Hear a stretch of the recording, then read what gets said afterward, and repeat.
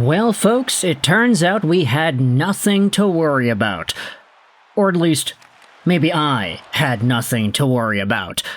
Because one of the narratives that surrounded Montreal Canadiens' top prospect and young forward Ivan Demidov was whether or not he would win the KHL's Rookie of the Year. This was a conversation that we had brought up on a few occasions here and there, because while it's true, Ivan Demidov had arguably the best rookie season a KHL athlete has ever had. He had 49 points in 69 games played, broke Kaprizov's point record for junior players, and was a point per game in the playoffs, all while playing on the very notable SKA St. Petersburg. Even though this was a guy that, by all accounts, should have had the Rookie of the Year award in the bag, I was maybe like 20% skeptical that Demidov would ultimately win the award. I was leaning Demidov, but my main argument was, if Ivan Demidov lost the KHL's Rookie of the Year award, he would probably lose it to Semyon Vyazovoy, the top goaltender in the KHL in save percentage, who had 28 games, a .938 save percentage, and a .180 goals against, and 5 shutouts. Semyon Vyazovoy was also a rookie in the KHL. And he was seen by most as the second runner-up, if not the main challenger, for Ivan Demidov.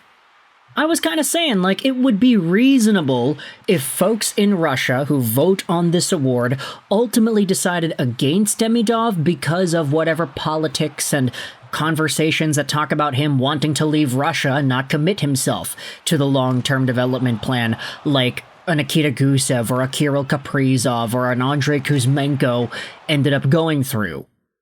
Demidov had some dirt on him, and that wasn't really his fault, it's just the way that Russian hockey and the KHL usually does their business.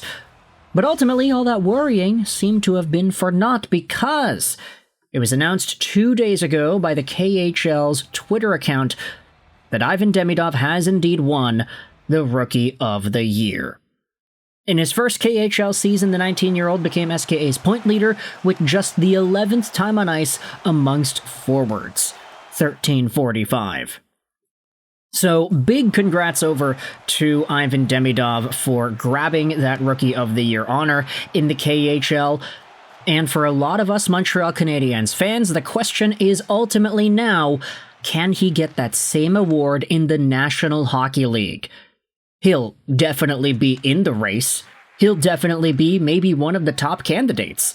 It's inevitable with Ivan Demidov's skill set and how well he was able to produce for the Habs in the limited stint he had at the end of this previously completed season. There is nothing but hope for Ivan Demidov and his skill set as a Habs forward. But the question is it going to be enough to overtake the likes of Matthew Schaefer, for example, who will be first overall for the New York Islanders this upcoming NHL Draft?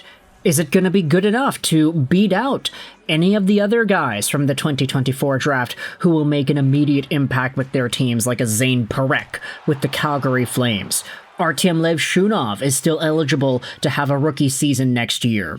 Depending on what happens with Axel Sandin-Pellikka in Detroit, he could be a very legitimate contender too. The point is, Ivan Demidov's chance at Rookie of the Year next season is very well alive and possible. The only question is, which prospects are going to give him a big challenge in that respect? I guess maybe it's not really worth discussing at the moment. It's just a hot topic because Demidov won the KHL's Rookie of the Year award. But speaking about the Demidov train, I wanted to continue talking about some of these other Canadiens prospects. And it comes to us via an article published yesterday by Mark Dumont, Habs Daily, Demidov, Rookie of the Year, Laval, and Carbonneau. No, we're not talking about Guy, we're talking about the other prospect that is available in the draft, but I wanted to skip over to the Laval Rocket, because all the Ivan Demidov stuff is indeed there and well. But this is what was written about by Dumont about the Laval Rocket. They had lost back-to-back games at Place Bell for the first time since late December. The 5-2 loss in Game 2 of their Eastern Conference Final Series versus the Charlotte Checkers was a mess. Cayden Primo was pulled, Laurent Dauphin had to leave the game, and the Rocket played into the Checkers' hands with their frustrated brand of hockey. The series now shifts to Charlotte for the next 3 games. There were 2 relatively bright spots on Thursday after what can only be described as a very rough game.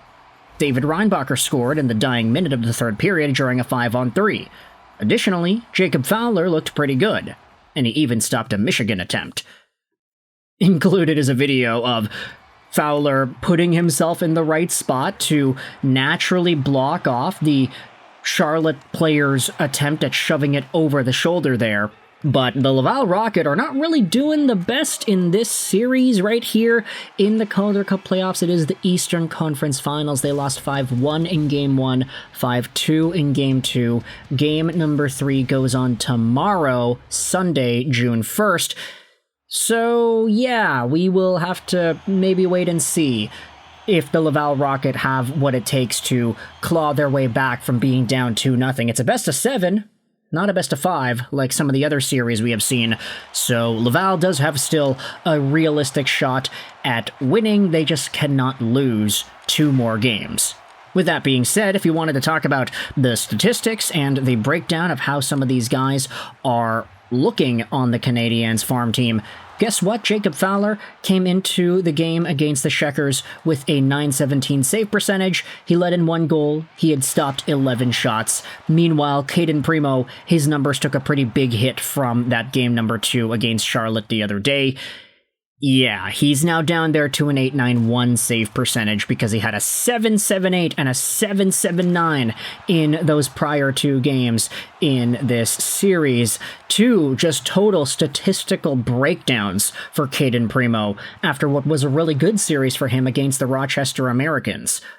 One more thing for good measure here, I wanted to talk about another note that has been pretty big here. Not necessarily the biggest thing. I don't know if we can make an entire video about it. That's why I wanted to include it at the end of this commentary. But a lot of folks have been talking about Jonathan Marchessault.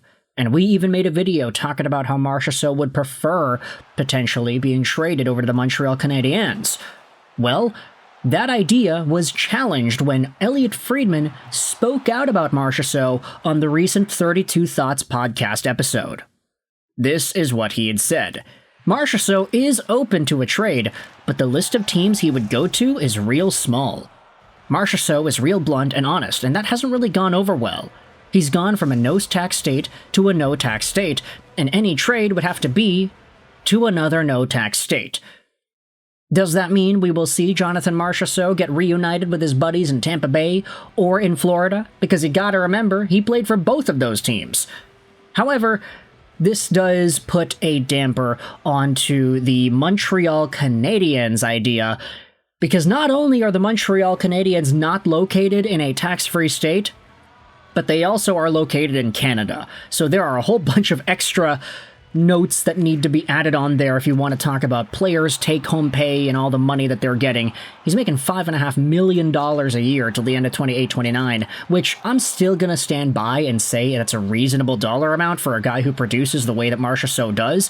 The fact that he is a playoff contributor, he is a Conn Smythe winner, he had 56 points last year. This is a good hockey player. It's just he is 34, so you have to question whether or not these numbers can continue to produce in the same way year in and year out. And the other question is, if the guy really just wants to hold on to as much money as possible, it doesn't seem like Montreal would be a possible destination here. One of the top comments goes out there and says, the more I know about this guy, the less I want him in Montreal. And even though it is true that Marchessault would be maybe a prime coaching target for St. Louis, I think there's a really good profile that Marchessault has that Martin St. Louis could expand upon. But ultimately, if it's just not going to work out financially, then I guess it's not going to work out now, won't it? So with that in mind, let me know your thoughts in the comment section below. How do you feel about Ivan Demidov winning the KHL's Rookie of the Year award? Do you think he has a realistic chance of winning it next year? Or, no, he does have a realistic chance, but how big is that chance? Is it 100% guaranteed, 75% guaranteed, 50% guaranteed? What are your thoughts on Jacob Fowler and the statistical breakdown of the Laval Rocket?